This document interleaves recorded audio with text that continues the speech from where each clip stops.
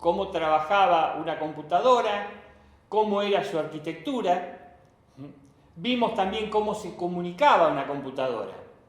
Y lo vimos desde el punto de vista del hardware. O sea, cómo funcionan los elementos físicos de una computadora.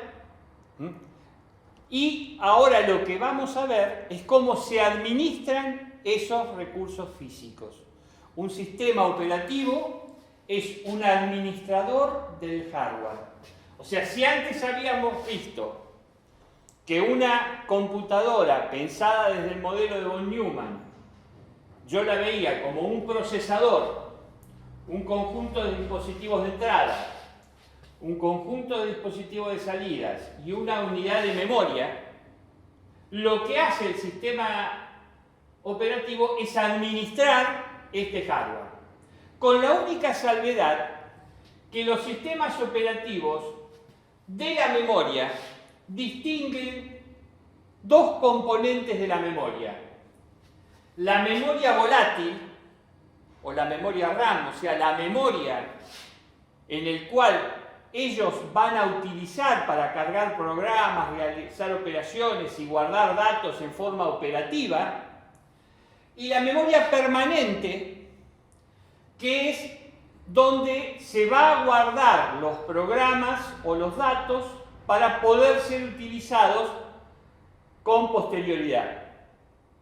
Entonces, en realidad, cuando decimos que un sistema operativo maneja el procesador, quiere decir que va a manejar los procesos que se desarrollan en él, o sea, los programas. Decimos proceso para decir programas. Los dispositivos de entrada, los dispositivos de salida, la memoria, que ahora va a ser esta parte, la memoria volátil, la memoria RAM, y la memoria permanente, que son los archivos, que son esos lugares en el cual se guarda la información para que cuando yo apague la máquina no pierda esa información o esos datos. Ahora, ¿cómo fueron los sistemas operativos? Los sistemas operativos no nacieron como son hoy en día, sino que, así como vimos que fue evolucionando la computadora desde las primeras computadoras que aparecieron en el año 45, donde ya se reconocían los mismos elementos que hay hoy en día, los sistemas operativos también fueron evolucionando en conjunto con las computadoras. En un primer momento, los sistemas operativos eran sistemas monolíticos y lo único que hacía era administrar los programas. Cargaba un programa, se ejecutaba, cuando terminaba de ejecutarse, cargaba otro.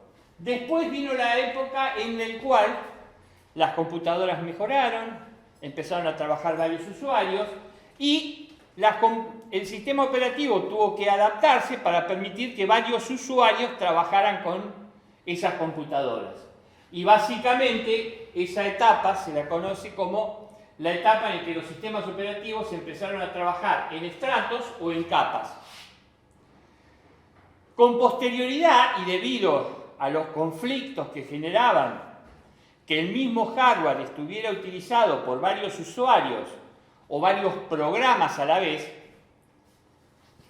la necesidad de que no hubiera falla llevó a que los sistemas operativos emularan el hardware para que no hubiera conflicto en los dispositivos físicos. Entonces, los sistemas operativos empezaron a generar lo que se llama sistema operativo con máquinas virtuales.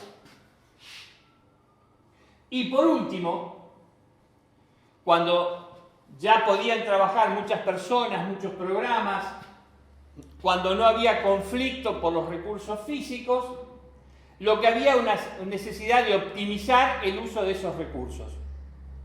Y entonces, la evolución de los sistemas operativos fue al desarrollo de estructuras cliente-servidor, donde los clientes son los que solicitan recursos y el servidor es una parte del sistema operativo que administra los recursos físicos. Vamos a ver un poquitito en detalle esto. Dijimos que todo había empezado con los sistemas monolíticos, donde básicamente lo que hacía el sistema operativo era, se cargaba un programa en la computadora, cuando el programa terminaba de ejecutarse, se cargaba el siguiente programa. Ese proceso, que se conoce en la industria como proceso batch, o sea, yo le pongo algo, se consume, después inicio el segundo ciclo de producción, en las computadoras pasaba lo mismo. En esa época los programas se escribían en los lenguajes que correspondieran, en función de qué era lo que tenía que hacer cada instrucción, se perforaba una tarjeta, y el programa, que era un conjunto de sentencias o un conjunto de órdenes, quedaba expresado en un montón de tarjetas, las cuales la computadora leía por sus dispositivos de entrada y los ejecutaba. Cuando se terminaba de ejecutar ese programa, automáticamente empezaba la carga del segundo programa. Ahora bien, el hardware evolucionó y permitió que se cargaran varios programas simultáneamente. Entonces, yo podía tener o varios programas corriendo en la CPU o varios usuarios, cada cual corriendo su programa, según la cantidad de usuarios o la capacidad que tuviera la computadora para correr distintos programas en forma simultánea. En definitiva, era un sistema multitarea o multiusuario. Multiusuario porque muchos usuarios podían trabajar, y multitarea porque permitía ejecutar varios programas en forma simultánea. Ahora bien, para poder hacer eso, el sistema operativo tuvo que especializarse y decir, bueno, con una parte de mi sistema operativo, con una parte de mi capacidad, me dedico a atender el hardware, y con otra parte me dedico a atender esos distintos programas o esos distintos usuarios. Entonces, el sistema operativo se dividió en dos capas. Porque antes era programa, ejecución, terminado. Ahora, ¿qué es lo que tengo? Usuarios que están ejecutando aplicaciones o programas. Puedo tener generadores de programas, o sea, gente programando mientras la computadora está funcionando, o distintos programas utilitarios que estuvieran corriendo. Ahora, había que atender a todo esto. Entonces los sistemas operativos generaron un compartimento dedicado exclusivamente a atender esto, que se llamó Shell. Shell, amén de ser la marca de la nafta, es también en inglés cubierta o cáscara. Y básicamente era lo que se veía del sistema operativo, que era lo que veían los usuarios, o la interacción que tenían los programas con el sistema operativo. Y los dispositivos físicos, o sea, la memoria, el procesador, era manejado por el núcleo del sistema operativo, y por eso su nombre, kernel, que significa núcleo. Entonces, cuando los sistemas operativos evolucionaron hacia sistemas en estratos o capas, se generaron estas dos capas. El shell, que es el que maneja la interfase del sistema operativo con los distintos programas o con los distintos usuarios, y el kernel, que es el que maneja el hardware. Por eso, para explicar de esta manera, se dividía los programas en capas, que era lo que hacía cada uno de los programas, y a esto se lo llamó modelo de estratos o modelo de capas. Ahora bien, una vez que esto empezó a funcionar, ¿qué era lo que pasaba? Los usuarios se comunicaban con el shell y el kernel permitía que se administrara el hardware. ¿Qué es lo que empezó a pasar? Cuando había varios usuarios que querían utilizar el mismo hardware, empezaba a haber conflictos. ¿Por qué empezaba a haber conflictos?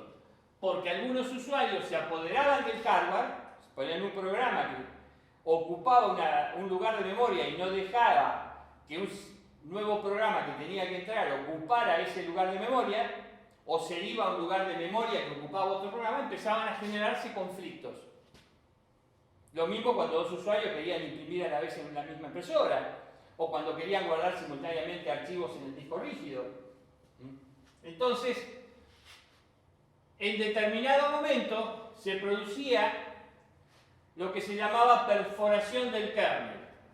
O sea, un programa, un usuario, se apropiaba del hardware y el kernel quedaba pagando. Ya no administraba más el dispositivo, sino que lo administraba el usuario. Y eso generaba toda una serie de conflictos. Entonces, ¿cuál fue la solución que se generó en ese momento? Decir, bueno, vamos a dividir el kernel en dos partes. Cuando el usuario quiere usar un recurso de hardware, en realidad lo que va a acceder no es al dispositivo físico, no es a la memoria RAM, no es al dispositivo de entrada-salida, no es a una placa de comunicación, no es al disco rígido, sino va a acceder a un programa que se comportaría igual que ese dispositivo físico. De manera que el usuario entraba acá y manejaba un dispositivo que no era real, sino era un programa que se comportaba igual que el dispositivo real y que era controlado por el kernel. A esto se llamaba Hardware Abstraction Level, que quiere la sigla más conocida de la HAL, o capa de abstracción de hardware, y que estaba compuesta por todos los dispositivos virtuales que tenía la computadora. Entonces el programa creía que estaba manejando un dispositivo físico, pero en realidad era el kernel el que le simulaba el dispositivo físico y él a su vez controlaba el dispositivo físico. De esa manera, estos conflictos que se generaban eran resueltos por el kernel y ya no empezó a haber problemas de conflicto entre usuarios que quisieran acceder al mismo recurso físico. Ahora bien, solucionado esto, lo que pasó fue lo siguiente. Todo el mundo quería usar recursos, entonces había 10 personas intentando usar el recurso, entonces de alguna manera había que administrar todos esos distintos usuarios o programas que querían acceder al recurso físico, porque ahora ya no se trababa la máquina. Entonces empieza la necesidad de ordenarlo. Entonces, ¿cómo se ordena el sistema? Diciendo, bueno, cada usuario que quiera acceder a un recurso físico va a usar un programita que lo vamos a llamar proceso cliente. Y por otro lado voy a tener, fíjese, dentro del mismo shell, un programita que administra los pedidos de ese dispositivo. Pongamos lo siguiente, hay 10 personas que quieren imprimir un documento de forma simultánea. Entonces, cada persona que accede a imprimir el documento le pide al servidor que quiere imprimir ese archivo. El servidor va ordenando todas las tareas y las va ejecutando para que se organice en forma eficiente y que los pedidos le lleguen en forma coherente, secuencial, sin mezclas, a la impresora. Entonces se imprime primero el documento de una persona, después el documento de otra, según distintos tipos de criterios. El criterio que comúnmente se aplica es el criterio de el primero que solicita el acceso al dispositivo es el primero que lo usa. Si yo tengo 10 personas, el primero que lo solicitó va a ser el primero que lo vaya a usar. Y así sucesivamente. El segundo va a ser la segunda persona que lo solicitó y se imprime en forma ordenada los documentos.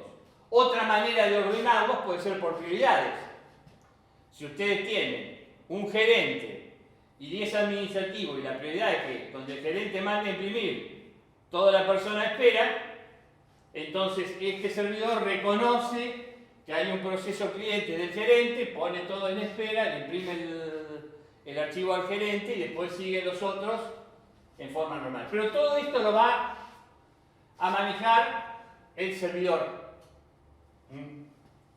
Y así con todos los dispositivos que hay un servidor para las impresoras, para archivos. Pero nos vamos a empezar a manejar que el usuario abre un proceso cliente y ese proceso se comunica con un proceso servidor y ahí se ejecuta. Y esto que ocurre en la computadora, fíjense, abran ustedes si quieren un procesador de texto, una planilla de cálculo y un graficador. Cuando ustedes quieren imprimir, van a ver que le aparece una ventanita, que es este proceso cliente, con los datos de la impresión. Y si ustedes miran por algún lugar por acá en la pantalla, van a ver que se abre un icono que dice el servidor de impresión recibió esto y lo está. Y si quieren manejar de los tres, van a ver que se va a imprimir el que primero mandaron, después el segundo y después el tercero. Si lo hacen bastante rápido, la impresora todavía no reacciona y van a ver que tienen este proceso servidor, que si hacen doble clic y lo abren, van a ver que está la cola de espera de los 3 trabajos que se mandaron a imprimir. O sea, ese es el mecanismo de trabajo del sistema cliente-servidor. Y esto mismo que pasa en la computadora, también pasa en una red de computadoras. Cuando las máquinas se comunican entre sí, los procesos clientes, a través del mecanismo de comunicación, establecen comunicación entre el cliente de una computadora y el servidor de otra computadora. Por eso, si ustedes tienen una impresora conectada a una máquina y tienen 4 o 5 máquinas en red, ustedes pueden mandar a imprimir trabajos desde las otras computadoras, porque el cliente de esta computadora, a través de la red, si está correctamente configurada, le pide al servidor de impresión de la otra computadora que se lo imprima.